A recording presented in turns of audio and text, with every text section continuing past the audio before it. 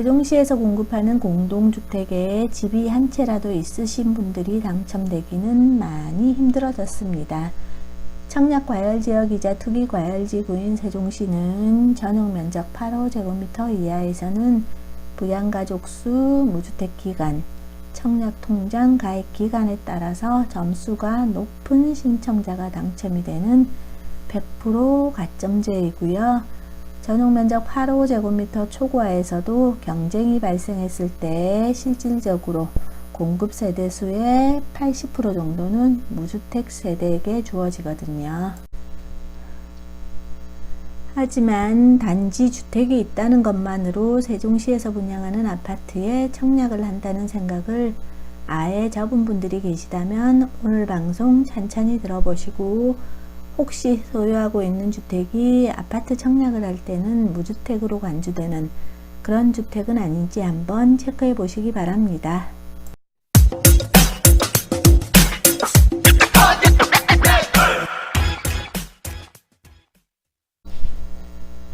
안녕하세요. 세종참 부동산입니다.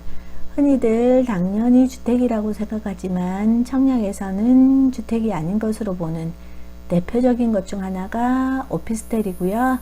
그리고 주택 공급에 관한 규칙 제53조에 의하면 무주택으로 간주하는 10가지가 나열되어 있습니다.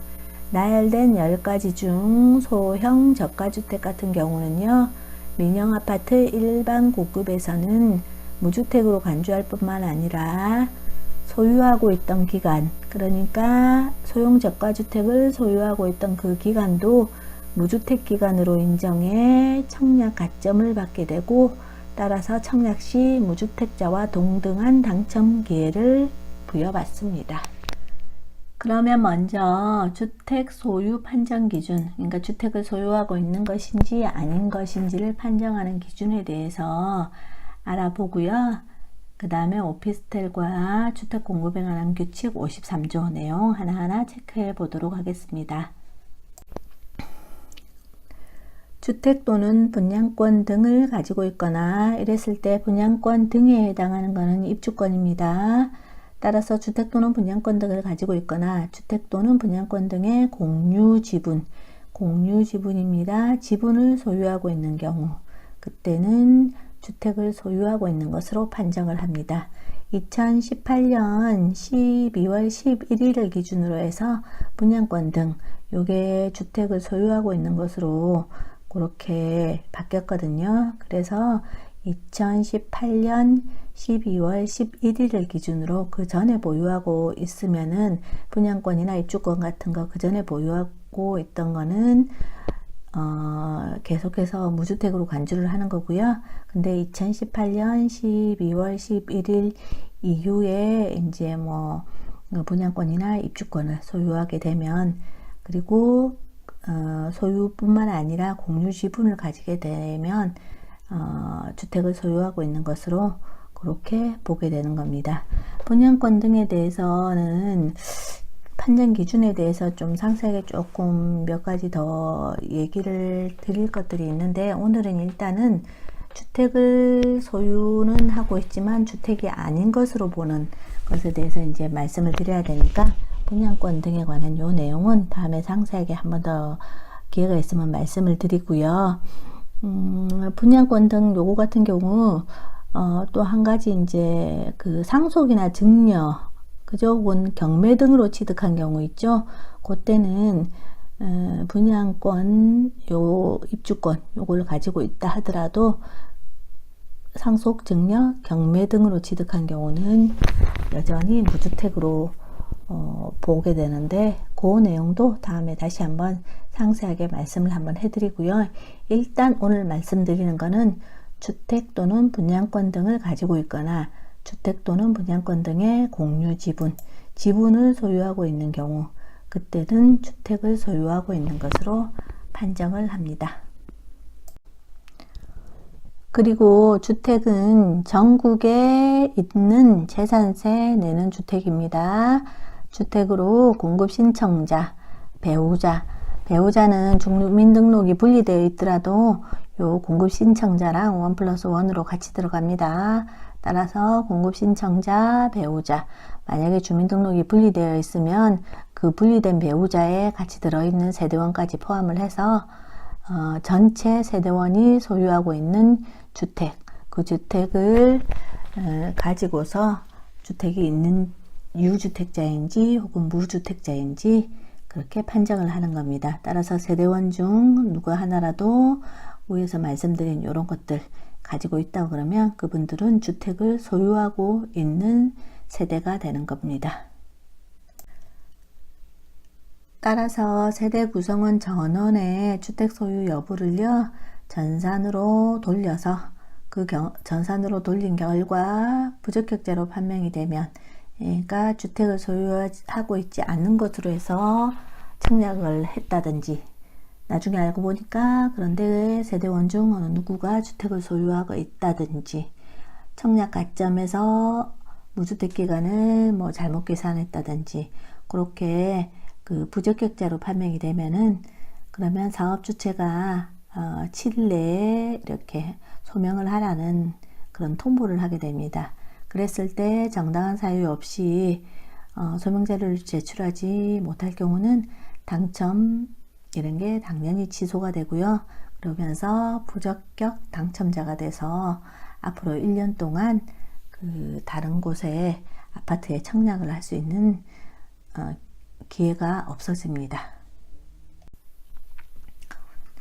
지금부터는 아파트 청약에서 무주택으로 분류되는 것 하나하나 살펴보도록 하겠습니다.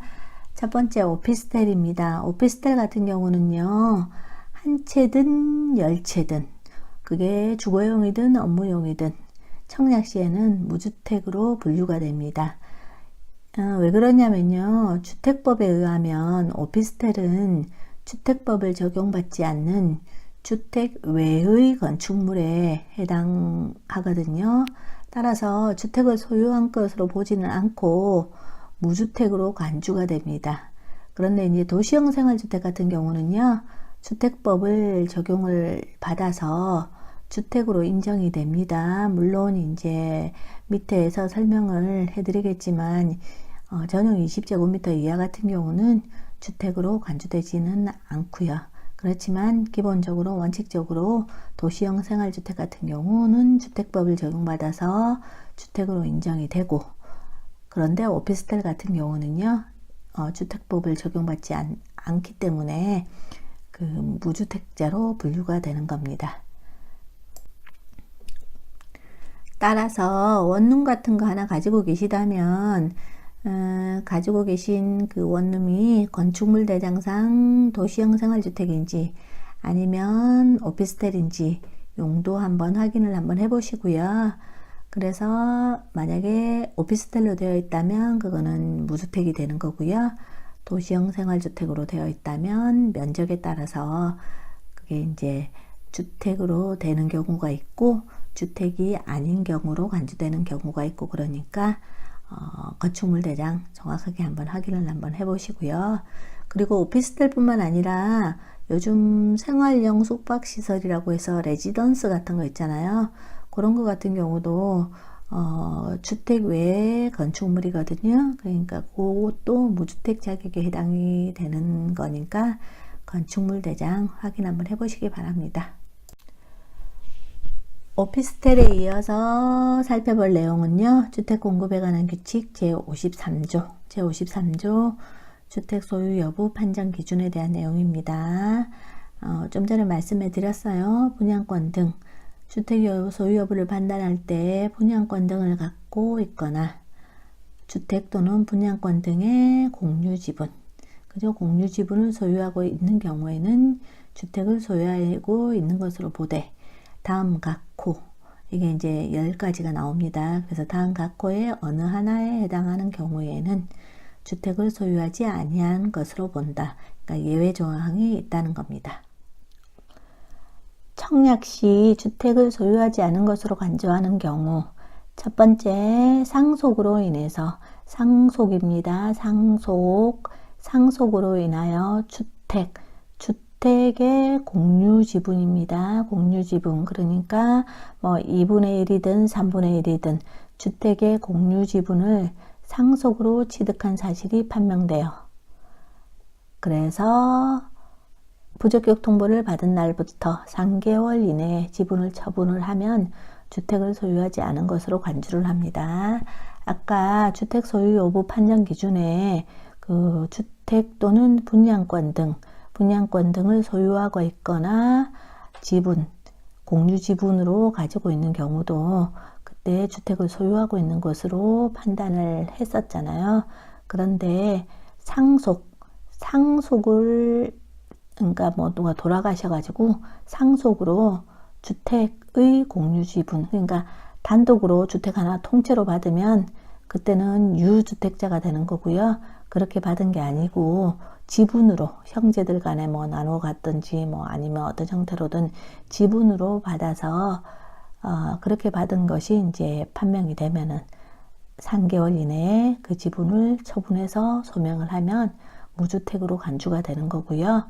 그리고 상속을 받은 그 지분을 받은 날 있죠. 그게 언제를 받았는 거랑은 상관없이 그 무주택 기간 산정할 때 지분을 받은 날 이런 거는 이게 포함이 되지는 않습니다. 그러니까 그 처분을 해서 정리를 하면 상속을 받은 지분 받은 날과 상관없이 무주택 기간 계속 인정을 한다는 겁니다. 두 번째, 도시지역이 아닌 지역 또는 면외행정구역. 당연히 수도권에 있는 면외행정구역은 제외를 하고요. 그래서 도시지역이 아닌 지역 또는 면외행정구역에 건축되어 있는 주택으로서 다음 가나다 그 항목에 해당하는 주택의 소유자가 그 주택이 있던 그 지역의 거주, 그러니까 주민등록이 그 지역에 일단 들어가 있다가 거주를 하다가 다른 주택 건설 지역으로 이주를 하는 경우, 그때는 청약시 주택을 소유하지 않은 것으로 간주를 한다는 건데요. 사용 승인 후 20년 이상 경과된 단독주택. 여기 지금 그 20년 이상 경과된 단독주택입니다. 요거 같은 경우는 이제 20년 이상이 되었으면 면적 기준 이런 거는 상관이 없고, 그래서 이렇게 사용 승인 후 20년 이상이 경과된 단독주택에 사시다가 그러다가 다른 주택 건설 지역으로 이주를 하는 경우, 그때 이 단독주택 같은 경우 주택을 소유하지 않는 것으로 본다는 거고요. 4번 8호제곱미터 이하 면적 기준, 그죠? 그러니까 8호제곱미터 이하의 단독주택, 여기도 단독주택입니다. 단독주택에 살다가 다른 주택 건설 지역으로 이주하는 경우, 그때 역시 주택을 소유하지 않은 것으로 본다는 거고요. 세 번째는 소유자의 이 법률에 따라서 최초 등록 기준지에 건축되어 있는 주택으로서 상속 등에 의해서 이전받은 단독주택입니다. 단독주택. 이런 것들은 이렇게 가나다 요 세 가지 요런 단독주택이 도시지역이 아닌 지역 또는 면외행정구역에 있어서 주택 소유자가 그 건설 지역에 살다가 그러다가 다른 주택 건설 지역으로 이주를 하는 경우, 그때는 청약 시에 주택을 소유하지 않은 것으로 간주를 합니다. 그리고 세 번째와 네 번째 같은 경우는 큰 해당 사항이 아마 없으실 테니까 한번 읽어 보시고요.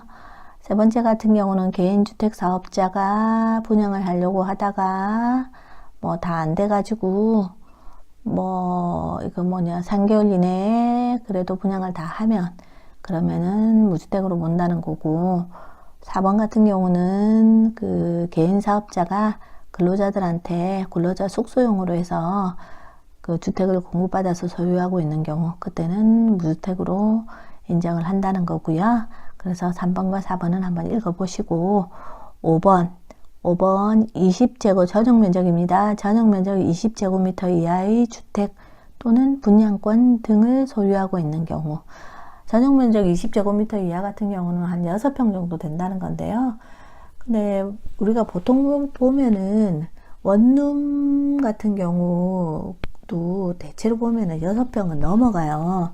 그러니까 도시형 생활주택 같은 경우도 보면은 대체로 6평은 넘어는 가는데, 그래도 이제 그 재정면적 기준으로 가지고 있는 거 한번 보시고요. 그게 만약에 20제곱미터 이하인 것 같으면은 그거 주택이나 20제곱미터 이하짜리 분양권 이런 걸 가지고 있어도 그거는 그 주택으로 보지 않는다는 거고요. 다만 한 개는 상관이 없는데 2개, 2호 또는 2세대 이상 주택 또는 분양권, 그러니까 아무리 소형 20제곱미터 이하라 하더라도 2호 또는 2세대 이상의 주택 또는 분양권을 소유하고 있으면 그런 경우는 주택을 소유하고 있는 것으로 봅니다. 그래서 한 개 가지고 있는 거는 상관은 없다는 그런 내용입니다. 6번째, 만 60세 이상의 직계존속. 만약에 배우자의 직계존속이 주민등록에 같이 들어있으면 그분도 포함됩니다. 그래서 만 60세 이상의 직계존속이 주택 또는 분양권, 그러니까 주택이나 분양권을 1개를 가지고 있든 10개를 가지고 있든 뭐 면적이 어떻게 되든 크든 작든 그거를 소유하고 있는 경우, 그때는 무주택으로 간주를 한다는 거고요. 그런데 단 60세 이상의 직계존속이 주택을 소유하고 있으면 그 노부분 부양 특별공급 요거는 신청하실 수가 없습니다. 그거 신청하실 수가 없고요. 그리고 주택을 가지고 있기 때문에 그 부양가족 있죠? 부양가족, 그러니까 두 분 다 아버지가 가지고 있든 엄마가 가지고 있으시면 부양가족 점수에는 두 분 다 들어가지가 않습니다. 7번째는요, 7번째 같은 경우는 낡아서 폐가이거나 멸실되었거나 다른 용도로, 주택이 아닌 다른 용도로 사용되고 있는 경우, 3개월 이내에 멸실시키거나 실제 사용하고 있는 용도로 공부를 정리하는 경우, 그때는 무주택으로 인정을 한다는 거고요. 그 다음에 8번째 같은 경우는 무허가 건물을 소유하고 있는 경우, 이 법 내용 한번 보시고요.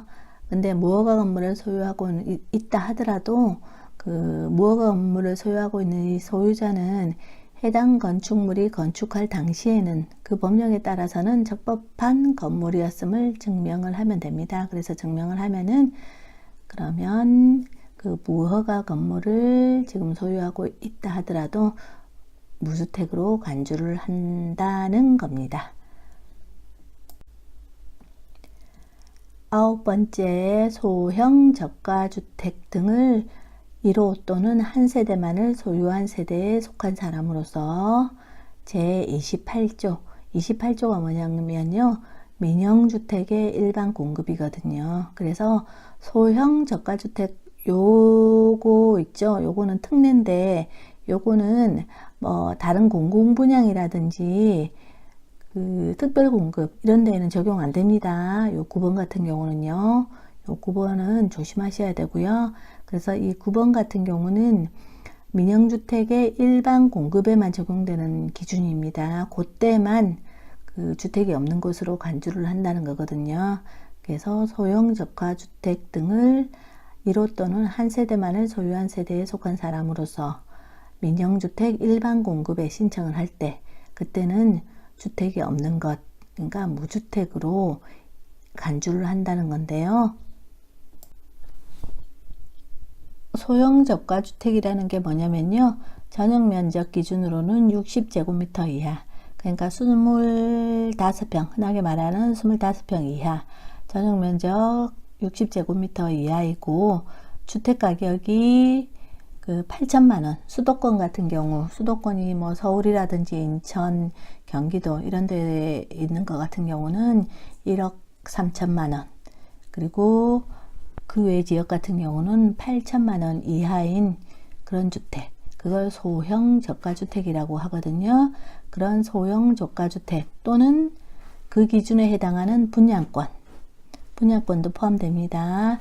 그래서 분양권도 그 전용 60제곱미터 이하, 그리고 주택 가격이 수도권 같은 경우는 1억 3천만 원 이하, 그 외 지역에는 8천만 원 이하인 그 분양권, 그런 거를 소유하고 계시면은, 그러면은 민영주택 일반 공급을 신청을 하실 때 무주택으로 인정을 해주고요. 그리고 그거를 가지고 있는 기간, 그 보유 기간을 무주택 기간으로 인정을 해줍니다. 그리고 소형 저가주택에서는 소형이라는 그 60제곱미터 이하, 이거는 어차피 나와 있는 거니까, 그런데 이제 그거는 나와 있는 거고, 가격 뭐 8천만 원 이하, 1억 3천만 원 이하니까 그 가격은 어떻게 기준을 두느냐, 그게 중요하잖아요. 그래서 그 저가주택 가격 같은 경우는 입주자 모집 공고일에 가장 가까운 날에 공시된 주택 공시가격, 그걸 따르고요. 그리고 만약에 입주자 모집 공고일 이전에 주택을 이제 처분한 경우 있죠. 그때는 처분일 이전에 공시된 주택 공시가격 중에 처분일에 가장 가까운 날에 공시된 주택 공시가격을 주택가격으로 보도록 그렇게 규정을 하고 있습니다. 다시 한번 말씀드리지만요. 소형 저가주택 특례는요, 민영주택 일반 공급에서만 적용되는 특례입니다. 그래서 공공분양이라든지 특별공급 이런 거에는 적용이 안 됩니다. 민영주택 일반 공급에서 소형 저가주택을 가지고 계시는 분들도 무주택으로 인정이 된다는 거고, 그래서 청약 가점 같은 거 할 때도 소형 저가주택을 가지고 있던 그런 기간 같은 경우, 그것도 신경을 안 쓰셔도 됩니다. 무주택 기간으로 해서 소형 저가주택을 가지고 있어도 무주택 기간 인정을 해주거든요. 마지막 10번째입니다. 마지막 10번째는요, 미분양주택. 그죠? 그러니까 미분양주택을 선착순의 방법으로 공급받아 분양권을 소유하고 있는 경우, 그러니까 미분양 분양권 가지고 있는 거, 이거 같은 경우는 무주택으로 인정을 해준다는 건데요. 근데 이제 미분양된 분양권을 뭐 다른 사람한테 또 샀다든지, 그러니까 미분양 분양권을 전매를 한 사람, 그런 사람들은 해당이 안 됩니다. 최초로 미분양 분양권을 공급받은 사람, 그 사람한테만 무주택을 인정을 해준다는 겁니다. 세종시 아파트 청약 준비 관련 주택이지만 아파트 청약에서는 무주택으로 간주되는 주택에 대해서 살펴봤습니다. 입주자 모집 공고일이 나오기 전에 미리미리 점검하실 사항이 있으면 점검하시고 하나하나 준비 잘 하시기 바랍니다. 도움이 되셨다면 좋아요 꼭 눌러주시고요. 세종시 아파트 분양과 청약 관련 소식 가장 빠르고 정확하게 알고 싶으시다면 구독도 함께 눌러주십시오. 감사합니다.